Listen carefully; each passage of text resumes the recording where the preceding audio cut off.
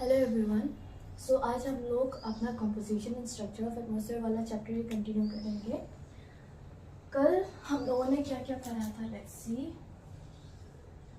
Composition and structure, है ना? Composition and structure of atmosphere. So yesterday we studied about composition यानी atmosphere किन किन चीज़ों से बना है, ठीक है? एंड वी स्टडी कि एटमॉस्फेयर होता क्या है। सपोज ये अर्थ है, इसके अराउंड जो गैसेस होते हैं, इसके अराउंड जो थिक ब्लैंकेट ऑफ एयर होता है वो होता है atmosphere. Atmosphere dust, gases and water vapour इन तीनों पार्टिकल से बना हुआ है। और हम लोगों ने गैसेस में carbon dioxide and ozone gas के बारे में भी पढ़ा है। So carbon dioxide gas like green house effect जैसा काम करता है, और ओजोन लेयर हमें हार्मफुल अल्ट्रावायलेट रेज से प्रोटेक्ट करता है। हम लोगों ने ये चीज़ें कल तक पढ़ लिया था। अभी आज की क्लास में हम लोग अपना डिस्कशंस कंटिन्यू करेंगे वाटर वेपर से। क्या चीज़ से? वाटर वेपर, ठीक है? सो नाउ वाटर वेपर क्या होता है? I guess everybody knows what water vapour is, है ना? जब हम लोग पानी बॉयल करते हैं, ओके, जब जो पानी बॉयल होता है और ऊपर ऐसे जो भाप निकल के जाता है, that is water vapour, right? So water vapour जो हमारे एटमॉस्फेयर में होता है, इसका क्या रोल होता है, ठीक है? So as you can see water vapour भी क्या है? एक गैस है।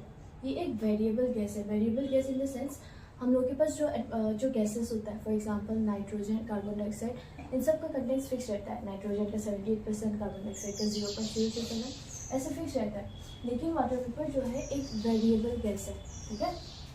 दूसरी बात, ये वाटर वेपर जो है, ओके, सो ये जो हमारा भाप निकल के आता है वो होता है वाटर वेपर, ओके?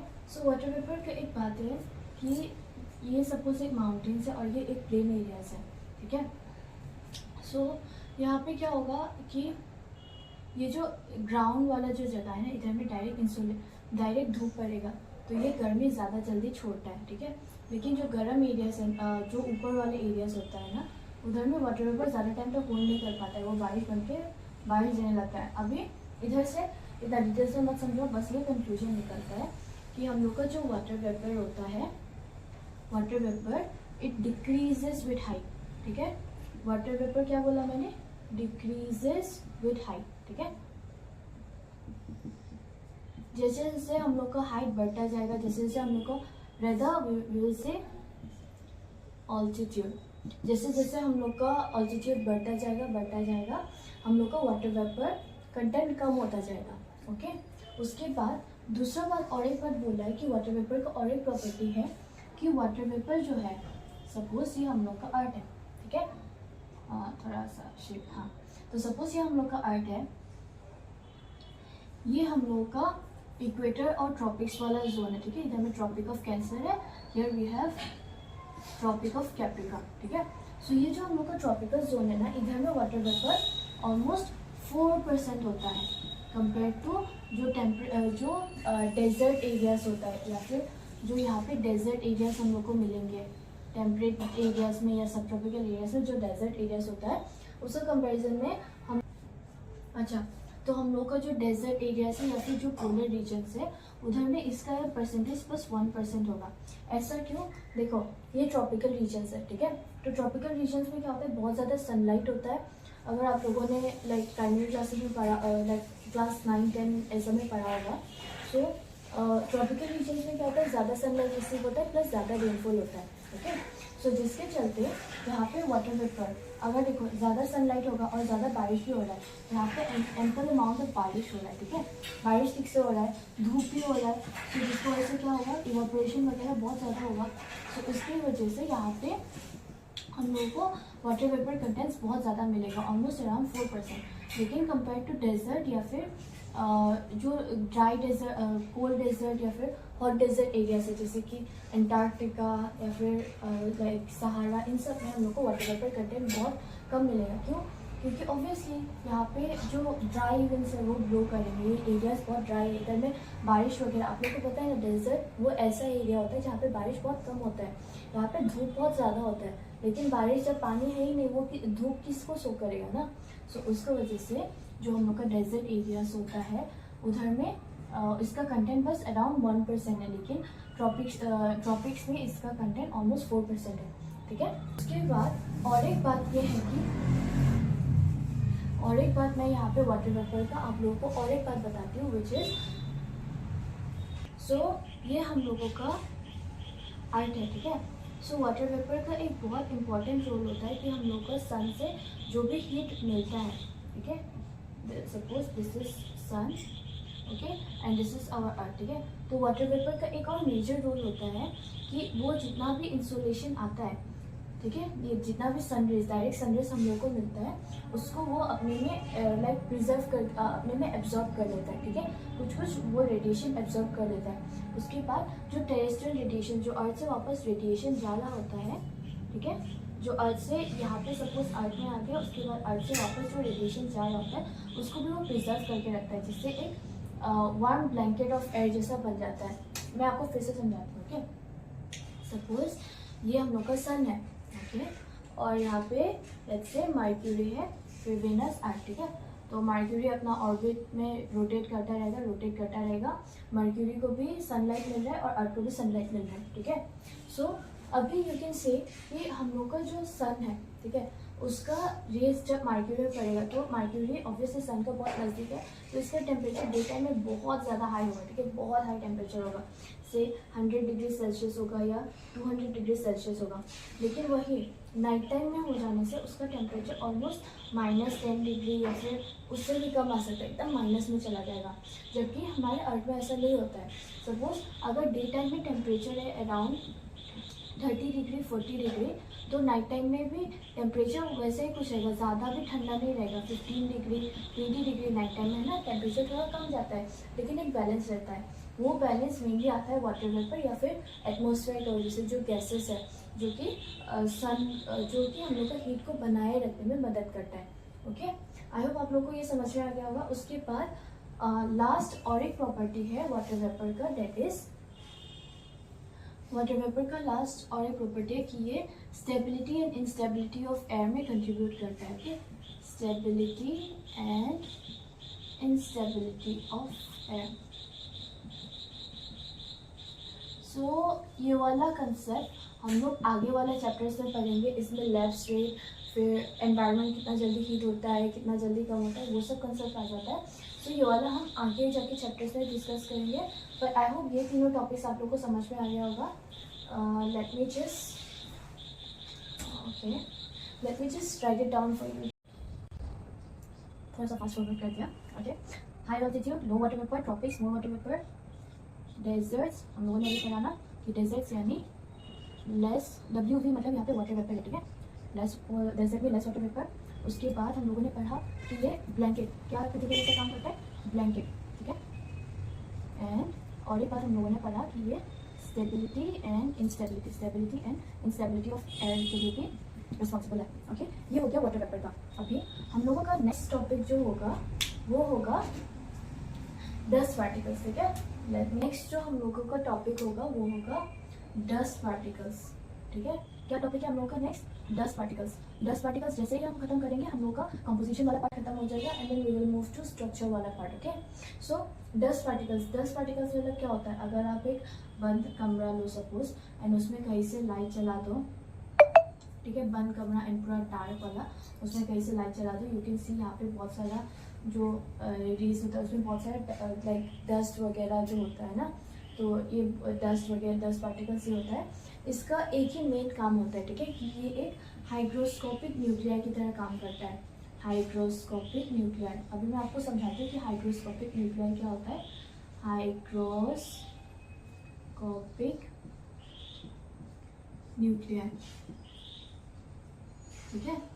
तो हाइग्रोस्कोपिक न्यूक्लियाई की तरह काम करता है, मतलब क्या है कि ये वाटर को अपनी तरफ अट्रैक्ट करता है, ठीक है। वाटर को अपनी तरफ अट्रैक्ट करता है इन द सेंस हम लोग का जो वाटर वेपर होता है, रिमेंबर जो हम लोगों ने थोड़ी पहले पढ़ा ना, ये सपोज वाटर वेपर है, ठीक है, ये वाटर वेपर ऊपर जा रहा है, तो ये डस्ट पार्टिकल्स ये हाइग्रोस्कोपिक न्यूक्लियाई की तरह काम करता है। इसका मेन काम क्या होता है, ये जितना भी जो भाप जा रहा है उनको एक साथ लाता है, ठीक है, जिससे कि ये ऐसे क्लाउड्स फॉर्म करता है, ठीक है। सो हाइग्रोस्कोपिक न्यूक्लियाई मतलब बेसिकली जितना भी वाटर वेपर होता है उनको एक साथ जमा करता है, एक ग्रेविटी के टाइप काम करता है, ओके। एंड ये लाइक ऐसा एक क्लाउड फॉर्मेशन या फिर एक हाइड्रोस्कोपिक मीडिया की तरह काम करता है, जैसे क्लाउड फॉर्मेशन वगैरह पे होता है। उसके बाद डस्ट पार्टिकल्स जो होता है ना, ऑब्वियसली आप लोगों को पता होगा कि डस्ट पार्टिकल्स जो, अगर आप ऊंचा ऊंचा हाइट में जाओगे इतना ज़्यादा डस्ट पार्टिकल्स नहीं मिलेगा। अभी आप सपोज लेट्स से कोई सिटी में हो आप, ठीक है, तो कोई सिटी में अगर आप देखोगे यहाँ पे गाड़ी वगैरह चल रहा है, ऑब्वियसली इधर में ज़्यादा से ज़्यादा ही डस्ट पार्टिकल्स वगैरह होगा एज़ कम्पेयर टू अगर आप यहाँ स्काई में वो होगी, स्काई में तो कंपेरेटिवली कम ही होगा ना डस्ट पार्टिकल्स। सो वही बोला है, जैसे कि हर एक एटमोसफेयर का हम लोगों ने जितना भी कंडेंस देखा था, गैसेस, वाटर वेपर, वो सब क्या होता है, ऊपर जाते जाते कम होने लगता है। वैसे ही डस्ट पार्टिकल्स भी ऊपर जाते जाते कम होने। उसके बाद डस्ट पार्टिकल्स, हम लोगों ने वाटर वेपर के बारे में पढ़ा था कि वाटर वेपर जो होता है ट्रॉपिक्स में ज़्यादा मिलता है, लेकिन डस्ट पार्टिकल्स जो होता है वो सब ट्रॉपिकल या फिर टेम्परेट एरियाज में ज़्यादा मिलता है। सब ट्रॉपिकल या फिर टेम्परेट एरियाज मतलब क्या होता है, जो ट्रॉपिक्स का ऊपर वाला जो जगह होता है, जो डेजर्ट एरियाज होता है। आप लोगों को पता है ना कि डेजर्ट्स में तो बहुत ड्राई विंड्स ब्लो करता है, ड्राई विंड्स मतलब सूखा सूखा हवा ब्लो करता है, जिसकी वजह से, और इधर में पानी मॉइस्चर इतना नहीं उठा पाता है। आप लोग एक कंसेप्ट पढ़ोगे, सपोज ये ओशन है, ठीक है, ये कोई ओशन बॉडी है, just a minute, okay. Suppose ये कोई ओशन बॉडी है, ठीक है, सपोज कोई वाटर बॉडी है और इधर में से हवा, विंड, ठीक है, विंड ब्लो कर रहा है, तो विंड अपने साथ मॉइस्चर थोड़ा थोड़ा खींचेगा, पानी से आप मॉइस्चर उठाएगा, ठीक है।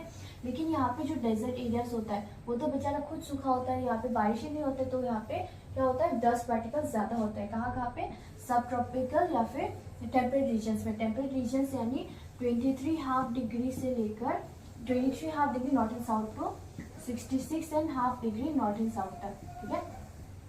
यहाँ पे हम लोगों का डस्ट पार्टिकल्स ज़्यादा मिलता है। आई होप आप लोगों को ये समझ में आ गया होगा डस्ट पार्टिकल्स क्या होता है। So we have come to the end of this composition वाला part, okay. Our next topic will be structure of the atmosphere, ठीक है। स्ट्रक्चर ऑफ द एटमोसफेयर में हम लोगों ने बच्चों ने पढ़ा है ना, ट्रोपोस्फेयर, स्ट्रेटोस्फेयर, थर्मोस्फेयर, एक्सोस्फेयर, उन सब के बारे में हम लोगों ने पढ़ा है ना। सो देखिए, मैं यहाँ पे ड्रॉ कर देती हूँ आप लोगों के लिए। ये है अपना ट्रोपोस्फेयर, स्ट्रेटोस्फेयर, मेसोस्फेयर, थर्मोस्फेयर या आयनोस्फेयर एंड एक्सोस्फेयर, ठीक है। सो दिस इज ट्रोपोस्फेयर, ठीक है। सो फर्स्ट हम लोग ट्रोपोस्फेयर के बारे में पढ़ेंगे, फिर यहाँ पे स्ट्रेटो है, फिर थर्मो है, सॉरी फिर मेसो है, स्ट्रेटो के बाद मेसो है, फिर थर्मो है, एंड देन लास्ट में हम लोग को मिलेगा एक्सोस्फेयर, ठीक है, एक्सोस्फेयर। सो अभी हम लोग फर्स्ट ट्रोपोस्फेयर के बारे में पढ़ेंगे, ठीक है। एटमोसफेयर का मेनली 5 डिविजन है, troposphere, stratosphere, mesosphere, thermosphere and exosphere. हम लोग पढ़ेंगे अभी ट्रोपोस्फेयर के बारे में। क्या के बारे में पढ़ेंगे? We will read about troposphere, okay. So let's see troposphere में क्या होता है, ठीक है। सो पहली बात तो ये है कि ट्रोपोस्फेयर जो है वो हम लोग का अर्थ का पहला लेयर होता है, ठीक है। सॉरी, हम लोग का एटमोसफेयर का पहला लेयर होता है। सो ये सपोज अर्थ है, तो अर्थ का जो सबसे ऊपर जो सरफेस होता है उसको हम लोग मेनली ट्रोपोस्फेयर बोल सकते हैं। इधर में लाइफ एग्जिस्ट करता है, ठीक है, ट्रीज मिलेगा, एनिमल्स मिलेगा, ह्यूमन बींग्स मिलेगा, ये ट्रोपोस्फेयर वाला लेयर होता है, ठीक है। इसके ऊपर जाते जाते स्ट्रेटोस्फेयर में हम लोग को ओजोन मिलेगा, वो सब ना। सो ट्रोपोस्फेयर में लाइफ एग्जिस्ट करता है, ठीक है। अभी ट्रोपोस्फेयर का भी लेंथ जो कितना ट्रोपोस्फेयर है वो वेरी करता है। अब यू विल जस्ट सी कि अभी दिख रहा है, मैंने यहाँ पे ये जो पोल्स का तरफ है इधर में कम लेंथ दिया है, और इस तरफ जो इक्वेटर इस तरफ थोड़ा सा ज़्यादा दिया है। वो इसलिए है क्योंकि हम लोग का जो ट्रोपोस्फेयर है ना, उसका जो क्या बोलते हैं, वो कितना अमाउंट में एग्जिस्ट करता है वो वेरी करता है। यहाँ पे इक्वेटर में, ठीक है, इक्वेटर में ट्रोपोस्फेयर अराउंड 18 किलोमीटर तक रहता है, ठीक है, ऊपर, एंड देन पोल्स में 8 किलोमीटर, ठीक है, और average on an average 13 kilometre जैसा वो रहता है, ठीक है। अभी ये ट्रोपोस्फेयर का इधर का मेन लाइक इम्पोर्टेंस क्या है, ठीक है। तो इधर में ट्रोपोस्फेयर में अभी आप लोगों ने ये जान लिया कि ट्रोपोस्फेयर जो है वो अर्थ के सराउंडिंग में इक्वेटर में सबसे ज़्यादा है, एंड देन पोल्स में बहुत कम है, ओके। उसके बाद दूसरा बात फैक्टर आप लोगों को नोटिस में करने वाला है कि जितना भी हम लोग का क्लाइमेटिक फेनोमेनन है, ठीक है, क्या बोला मैंने, क्लाइमेटिक फेनोमेनन, ठीक है, सपोज फॉर एग्जांपल बारिश होगा, ठीक है, बारिश होगा, सनलाइट होगा, स्टॉर्म होगा, थंडरस्टॉर्म होगा, जितना भी हम लोग का क्लाइमेटिक फेनोमेनन है वो मेनली हम लोग को ट्रोपोस्फेयर में देखने को मिलेगा, ठीक है। अच्छा, अभी हम लोगों ने देखा कि ये ऐसा है और क्लाइमेटिक फेनोमेनन इधर होता है, लेकिन जो हम लोगों का थिकनेस होता है, ठीक है, इधर में 18 किलोमीटर, इधर में 8 किलोमीटर, ऐसा क्यों होता है? वो इसलिए होता है क्योंकि अभी आप लोगों को अर्थ का रोटेशन रिवोल्यूशन में जाना होगा। रोटेशन मतलब तो आप लोगों को पता है ना कि सपोज सी ये अर्थ है, ठीक है, अर्थ जब अपने ही जगह में, ठीक है, अपने ही जगह में अर्थ जब घूमता रहता है, सपोज ये मेरा मार्कर है, ठीक है, ये मार्कर जब अपने ही जगह में ऐसे, ठीक है, ये मार्कर तो ऊपर वाला है, ये कैप ऊपर गया फिर ये नीचे गया, जब ऐसे ही अपने ही जगह में घूमता रहता है तो उसको रोटेशन बोलते हैं। On the other hand revolution में क्या होता है, सपोज ये मेरा हाथ है, दिस इज सन, ओके, ये हमारा अर्थ है, जब ये अर्थ ऐसे करके रिवॉल्व होता रहेगा ना, ऐसे देखो रिवॉल्व होता रहा है, ठीक है, ये रिवॉल्व होता जो रहा है, जो घूम रहा है, जो सन के अराउंड घूम रहा है, वो होता है रिवोल्यूशन, और जब ये अपने में ही घूम रहा होता है वो होता है रोटेशन, ठीक है। सो जो हम लोग का अर्थ का रोटेशन होता है ना, सन, ये सन है और ये हम लोग का अर्थ है, तो रोटेट जब वो करता रहता है अपने में ही वो जब ऐसे घूमता रहता है ना, सो वो थोड़ा सा टिल्टेड एंगल होता है, थोड़ा सा टिल्टेड एंगल यानी थोड़ा सा टेढ़ा होकर टिल्ट करता है, ठीक है, तो जिसका वजह से ये जो हम लोग का इक्वेटर है, ठीक है, ये ज़्यादा सनलाइट रिसीव करता है, ओके। सो ज़्यादा सनलाइट रिसीव करने के कारण यहाँ पे लाइक ऊपर हम लोगों ने बोला ना वाटर वेपर वगैरह, डस्ट पार्टिकल्स वगैरह यहाँ पे ज़्यादा रिलीज हो सकता है, सो जिसका वजह से यहाँ पे मतलब बेसिकली ज़्यादा सनलाइट होता है, सो जिसका वजह से डेंसिटी वगैरह भी इधर में ज़्यादा होता है कंपेयर टू द पोल्स, ठीक है। पोल्स में इतना ज़्यादा सनलाइट रिसीव नहीं होता है, तो जिसका वजह से गैसेस वगैरह वहाँ पे इतना ज़्यादा नहीं है कंपेयर टू ये जगह, ठीक है। सो इसीलिए हम लोगों का जो इक्वेटर है उधर में क्या बोलते हैं, उधर में थिकनेस ज़्यादा है ट्रोपोस्फेयर का as compare to at the poles, okay. यहाँ पे जो टेम्परेचर डिक्रीज होता है ना ट्रोपोस्फेयर में, वो टेम्परेचर डिक्रीज होता है 1 डिग्री सेल्सियस, ओके। अभी मैं आप लोगों को ट्रोपोस्फेयर का एक बहुत ही इंटरेस्टिंग सा चीज़ बताती हूँ, ठीक है। ये जो हम लोगों ने पढ़ाना कि ये हीट अप होता है, वो क्या होता है, मैं और क्लियरली आप लोगों को समझाती हूँ, ऑब्जर्व करना ध्यान से, ठीक है। सपोज ये हम लोगों का अर्थ है, ठीक है, ये हम लोग का अर्थ है, और ये हम लोगों का सन है, ठीक है, ये हम लोग का अर्थ है, ये हम लोग का सन है, इधर से हम लोग को रेडिएशन आ रहा है, ठीक है, सनलाइट जो हम लोग का आ रहा है ना, इधर से हम लोग को सनलाइट आ रहा है, ठीक है। सो हम लोग का ये जो ग्राउंड होता है, ठीक है, ये जो ग्राउंड सरफेस होता है, इधर से फिर से हीट रिफ्लेक्ट होकर फिर से हीट एब्जॉर्ब होगा, उसके बाद ऑब्वियसली हीट बजट वो सब हम पढ़ेंगे कि कुछ हीट आता है फिर कुछ रिफ्लेक्ट हो जाता है, लेकिन कुछ एब्जॉर्ब भी कर लेता है, एब्जॉर्ब करने के बाद उसको वापस से छोड़ देता है, जिसको हम लोग टेरेस्ट्रियल रेडिएशन कहते हैं, ठीक है। सो इसका भी आप और एक बात जान लो, ट्रोपोस्फेयर का आप और एक बात जान लो, ठीक है, कि जितना ग्राउंड के नज़दीक होगा, ठीक है, जितना ग्राउंड के नज़दीक होगा उतना ही ज़्यादा ट्रोपोस्फेयर में like see the more lower is the, basically मैं ये कहना चाह रही हूँ कि lower is the altitude, denser is the troposphere, ठीक है, lower is the altitude, denser is the troposphere, नहीं आई एम सो सॉरी,